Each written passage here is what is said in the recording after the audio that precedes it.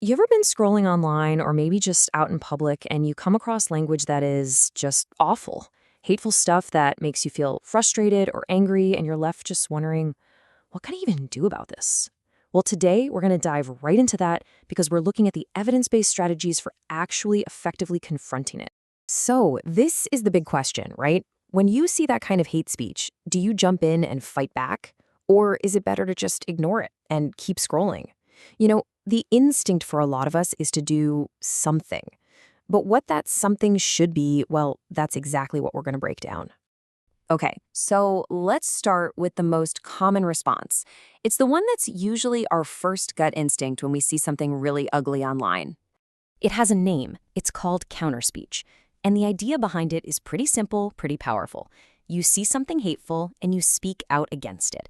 You correct the record, you show some support for the people being targeted, and you send a really clear signal that this kind of talk is just not okay. It's all about setting a better social standard right then and there. And honestly, it feels right. It feels like the right thing to do. It's active, you're standing on principle. But here's the crucial question we have to ask, especially when we look at the research. Is our gut instinct actually the most effective way to go? And this is where it gets really interesting, when you put our hopes side by side with the actual data. We hope that counterspeech is going to change minds, that it's the silver bullet that stops hate in its tracks. But what the research shows is that its effects are, well, they're often pretty limited, or they depend heavily on the situation. Sometimes it can even backfire and give more oxygen to the hateful message. A 2024 dissertation from the Technical University of Munich, for instance, found that we tend to overestimate it as a cure-all, and that on its own, it often isn't strong enough to really change how bystanders think or act. So if reacting in the moment isn't always enough, what about getting ahead of the problem? This brings us to a second strategy, and I want you to think of this one like a kind of psychological vaccine. This strategy is called pre-bunking. It's built on a fascinating idea from psychology called inoculation theory. Now, instead of waiting for a hateful message to pop up and then trying to fight it, pre-bunking works by explaining the techniques of manipulation before people even see them. So it's not about debunking one specific lie. It's about teaching people how that lie was built in the first place.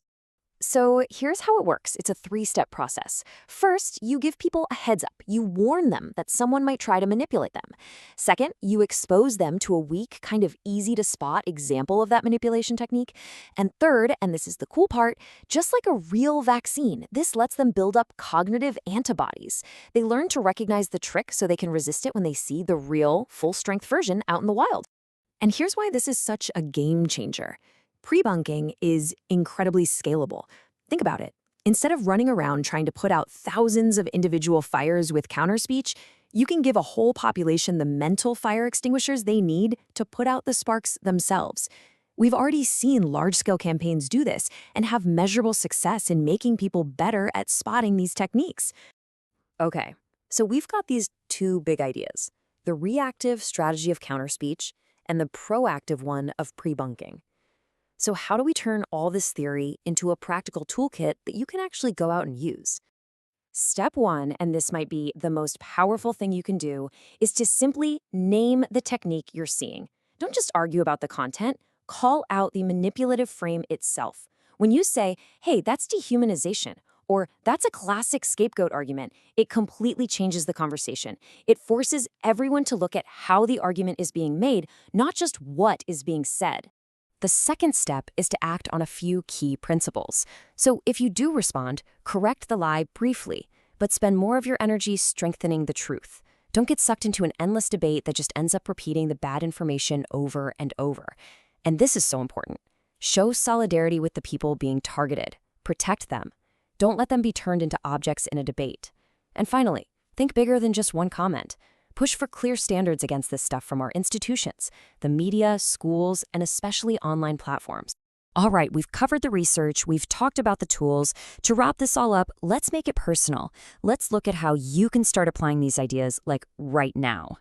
From now on, whenever you see some kind of charged statement online, just pause for a second and ask yourself this question. Try to pull it apart. Which part of this is a real, verifiable fact, and which part is a manipulative frame that's been wrapped around it? Just doing that simple act of deconstruction is a huge, huge step. Next, always try to bring it back to the human cost. Ask yourself, Who is being put into a box here? Who's being labeled? And what are the actual real-world consequences for those people when this kind of language gets spread around? This grounds the whole thing in real-world empathy, which is so often what's missing. And finally, instead of just reacting from that gut instinct, take a strategic pause. Ask yourself, what does this specific moment actually call for? Is the best response a dose of hard facts? Is it a show of empathy? Is it a firm statement that sets a better social norm? Or, hey, maybe it's even a bit of humor to just completely deflate the hateful rhetoric. The right tool always depends on the situation, and now you've got a much fuller toolkit to choose from.